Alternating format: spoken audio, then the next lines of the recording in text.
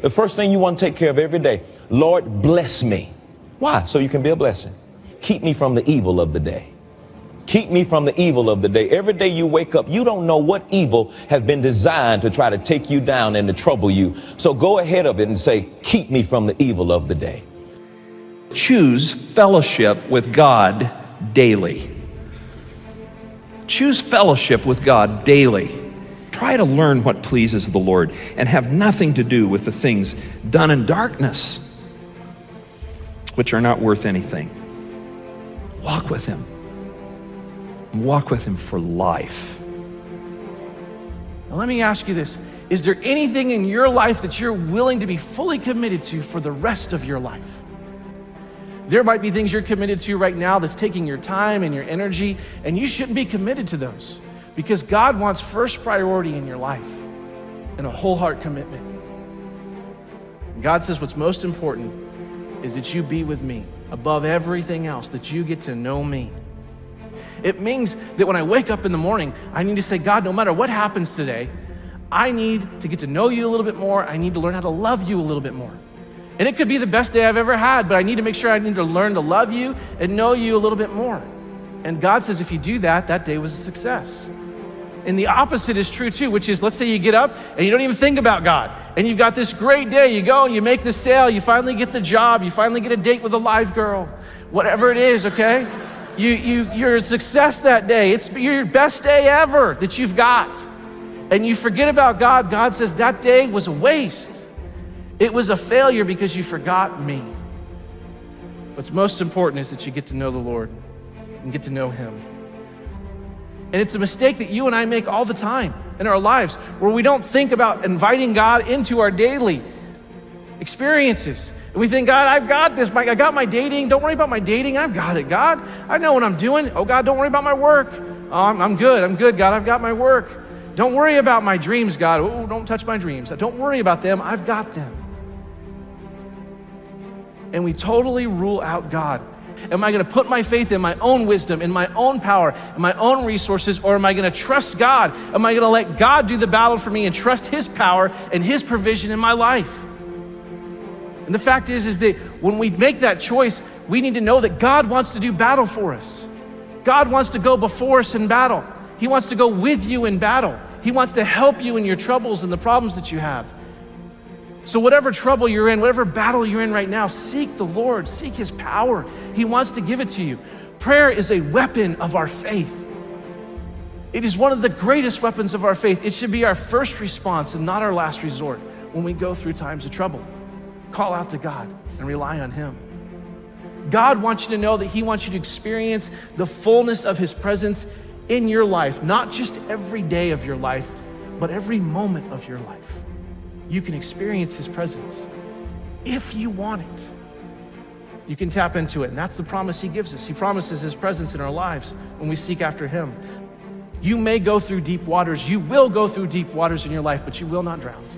You will go through storms in life, and God will get you through those storms. And when you go to battle, you need to know that God wants to be there with you and protect you, and you will not be destroyed. One of the greatest truths of the Bible is if God is for us, who can be against us? Here's Jesus' invitation to you. Here's what He says in Matthew 11. Jesus said, come to me. That's the seeking part. Come to me, all you who are weary and carry heavy burdens, all the things that are weighing you down. And here's His promise, and I will give you rest. Let me teach you because I am humble and gentle at heart, and you will find the rest for your souls.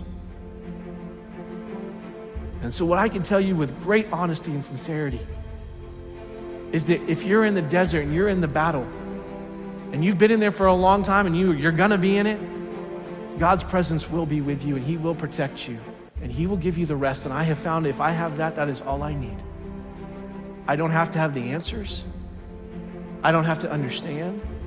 But if I got God and I feel Him and I know Him and He's there, then I am good. How do we need to make sure that we don't miss out on God's blessing when we're seeking Him? Well, there's a familiar verse that gives us great direction. It's Proverbs 3, 5, and 6.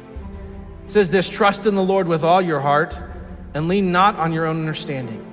And in all your ways acknowledge Him, and He will direct your paths. This word trust means to trust him not just in the convenient ways, not just in the easy ways, not even just in the spiritual ways, but trust him in all of the ways that we have in our lives, in the big and the small. Trust him on the roads of life that you've been on before, and trust him on the roads you've never been on, and those paths you've never taken, and those safari crazy roads where there is no path, that you're out there in the middle of the wilderness on your own. Trust him. And this word acknowledge in here, this word acknowledge means a deep, intimate, penetrating relationship where you know a person in the deepest and fullest sense. That's the kind of relationship God wants to have with you and with me. So our life goal needs to be this, that we need to seek God in every area of our life when we don't know what to do. And we need to seek God when we do know what to do. We need to seek him in the big things, in the small things. We need to invite him into the conversations. We need to invite him into daily life, because yesterday's victories don't determine today's successes. And even when you think you know how to answer the problem that you're in, you still need to go to God. You still need to trust him, because the greatest faith of yesterday will not give us the confidence of today unless we stay connected to God, because he wants to bless our lives. God wants to have his best for your life. He wants to have his hand on your life. He wants to give you the protection and his presence and rest and hope and all the things that he wants to do for you. He wants that. 2 Chronicles 16:9 says, the eyes of the Lord search the whole earth. They search the whole earth in order to strengthen those whose hearts that are fully committed to him. This verse says that God is searching, he's looking, he's seeking the entire earth for somebody, for a people, for a person, for a church that's willing to be fully committed to him so that he can bless them and have his hand on them and give you and give me his best. He is seeking after you. God wants us to seek him, but he is seeking us. He is seeking us because he loves us, and he wants to give you his best. We need to do our responsibility and then cast our care. You do what you can do about the things in your life that you can do something about, and then when you cannot do anything about it, you cast it on God and you trust him, and it's perfectly okay for you to enjoy your life while you have a problem. I said it is perfectly okay for you to go ahead and enjoy your life while God is working on your problem. It's not that nothing's happening, it's just that you're not the one that's making something happen. So whatever you have going on in your life tonight, don't waste one more day in excessive sadness and grief and depression and discouragement, because you can't do anything about it.